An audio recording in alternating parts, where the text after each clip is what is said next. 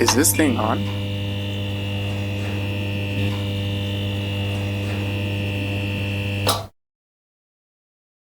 Hello, everyone. My name is Lewis Harris. You are here at Record in Progress.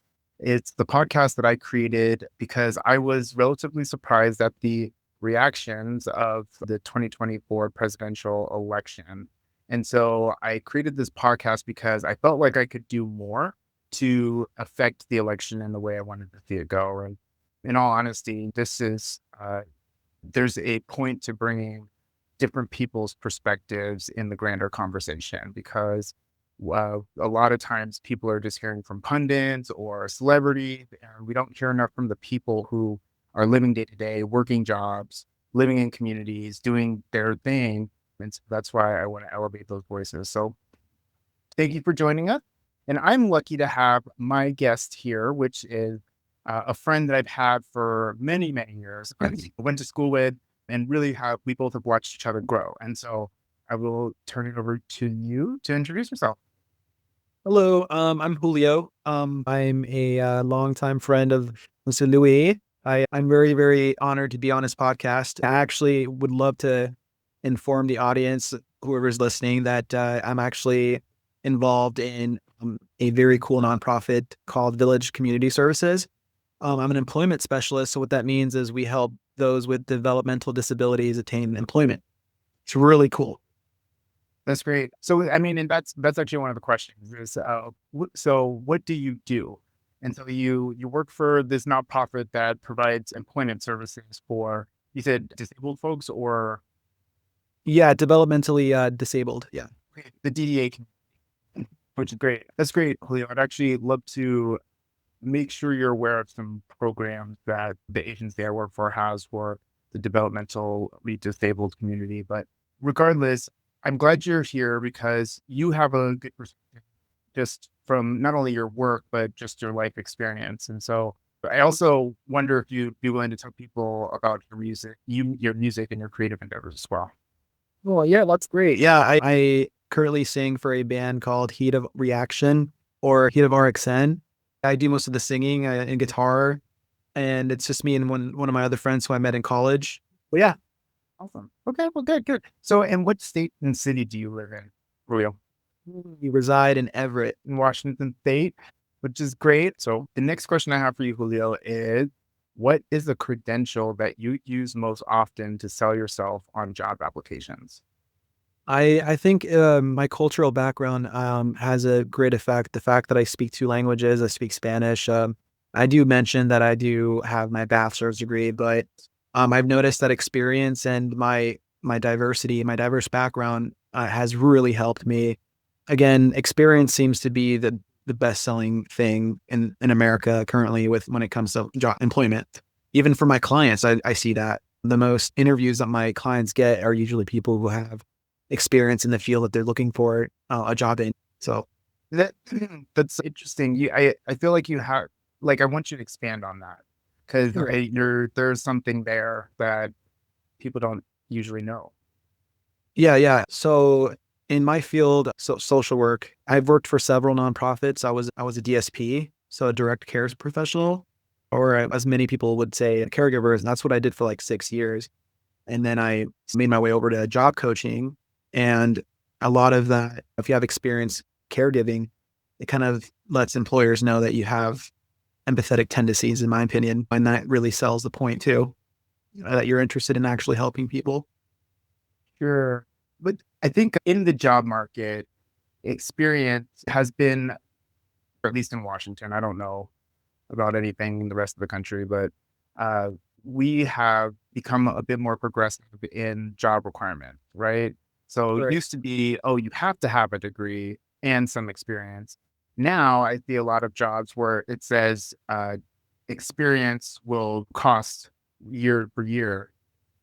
Yeah, there's a good and bad about that because I remember I struggled quite a bit when I graduated to find good employment because I didn't have the experience that I needed for the jobs that I wanted. So requiring or not requiring, but like just focusing on the experience aspect of it, I feel can also can also hurt too. I think a good idea. like, oh, you have a bachelor's degree, cool. That's shows integrity or motivation or whatever. I mean, it does kind of help in a few jobs like social work. It could help, but yeah, it's one of those things where because a lot of my clients they just have high school diplomas, and so entry level jobs is what they're usually going for.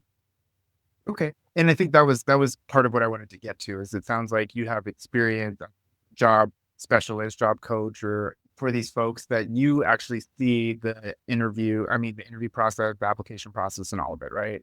So interesting. How do you vote in the 2024 presidential election? Oh, that's a good question. I voted for Kamala because, well, first of all, her credentials. Yeah, a Stanford, Harvard grad. I mean that is enough for me to go okay. But also the fact that she wasn't vulgar and she didn't disrespect my ethnicity or my race. And as somebody who works with developmentally disabled folks, she didn't make fun of them. And so, I mean, it was just kind of an easy sell for me, really. I mean, I was also not too unimpressed with Joe Biden. I think he did a fine job. I think he cleaned up a lot of Trump's mess. I thought he did fine. Yeah, he was old, but it's funny because when he was running Bernie, they said Bernie was too old, yet he's younger than him. And there's reasons, there's like conspiracies as to why I'm not I believe that he might have not gotten the ticket.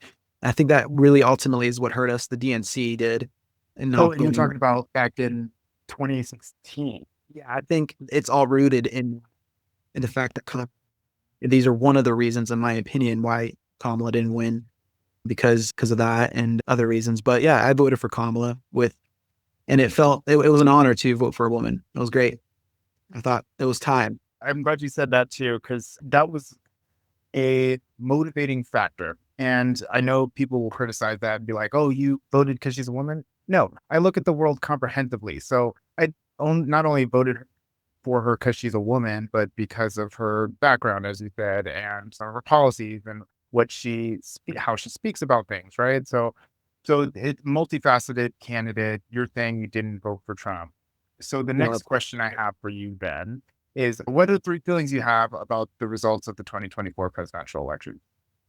at first, I was really sure and positive that Kamala was going to win simply because of all the support she was getting from really, really popular people like Taylor Swift and all this stuff. I thought that was going to make a thing, but then something occurred, and this was my day to day life type stuff. Like I was going to the gym and just listening to people talk, and I mean, a lot of people wanted Trump, and I think part of the reason for that is a lot of people in our side of the aisle really don't procreate. I mean, a lot of people on the right do.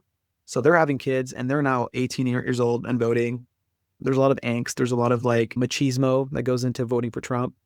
I think he's become some sort of symbol for their ideology.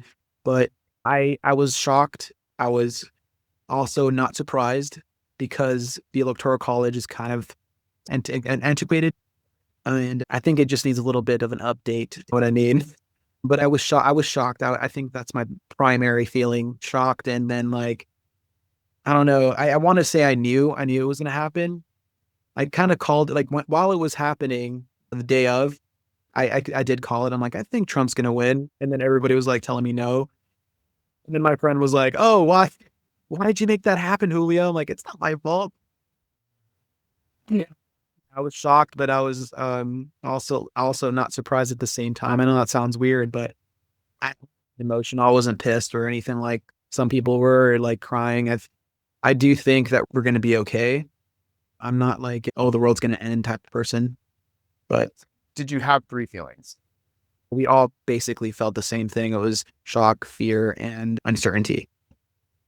Wow. Are you saying that because you've seen a couple of episodes of my podcast already, or are you just saying that because like, Well, I'm literally just saying that. Was that on the dot? Everybody else was well, feeling. and that's one of the eventualities of the show is that my plan is to, at the end of a season, which is a topic, right, to kind of wrap it up and say, these are the things that were heard from, and just tie it up in a bow and it'll be me speaking. And then I'll also be giving my answers to these questions. I would love that. I think when you announced that you're doing a podcast, I was so quick to jump because I thought that was a brilliant idea. Because I think you're wonderful. Thank you, my friend.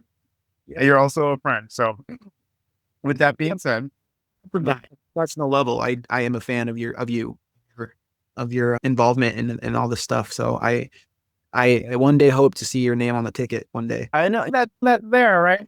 So it's like I've been I know the responsibility. I know all of everything that's involved with it, and I just care about the people. You know what I'm saying? And that's like I at the like end of the you. day, like that's why I do this. That's why I'm still here. You may not agree on everything, but I agree on most, which is what's important.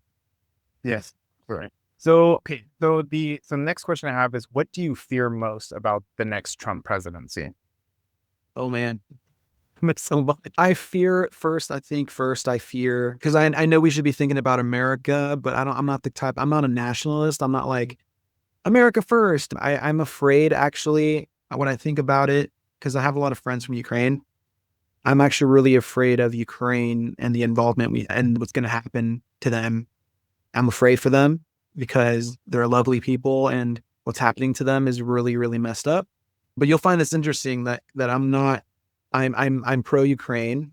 I'm not the type of person that's like anti-war because I know that war, it's an inevitable evil and sometimes we have to defend ourselves and defend our friends because that's what United States stands for is we're supposed to stand up for our friends, right? And our allies. But like when it comes to the Ukraine thing, that's what I'm probably most afraid of. Thank you. I think you're the first person who's actually mentioned that that was a fear. So, and that is one of the many fears out there. That's what I thought of when it happened is that's the first thing that came to my head is, oh man, So the next question I have is, what do you hope most about the next Trump presidency? I don't think he's going to teach anybody a lesson. I don't think that anything valuable is really going to happen. I don't think the American people are going to learn anything from it.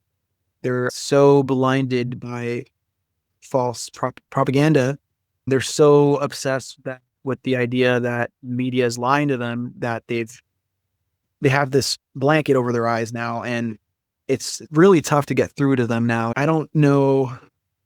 I don't know if there's going to be any like. I don't think in 4 years when he's done the damage that he's done, that his supporters are going to be like, "Oh man, he was such a terrible president." You guys are right.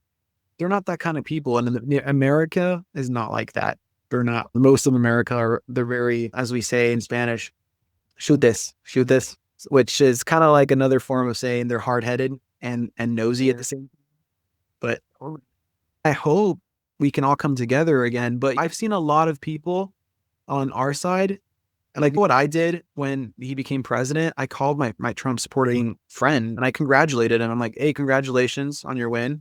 Because we have to be better than the other side, right? We have to at least try to because I hear a lot of people also be like, why don't we storm the Capitol? I'm like, that is totally not what we should do.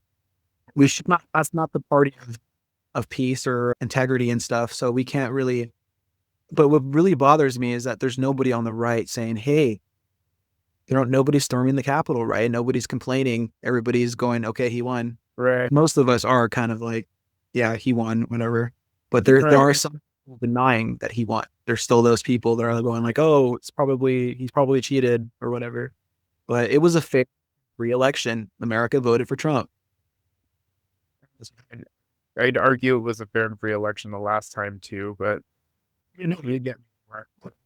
Yeah, that's what I mean. Like it's proof that the last time it was also a fair free election, but it was close. Well, he almost won the last time as well by like a sliver. Joe Biden won, and that's my like is that Kamala ultimately just wasn't a strong candidate against Trump, unfortunately. What? I mean, everything. I mean, we lost the House and the Senate, so like, but it's Democrats as an organization, and when I say organization, I'm talking about the people who are making decisions about how to message and like where they're going for campaigning and all of that.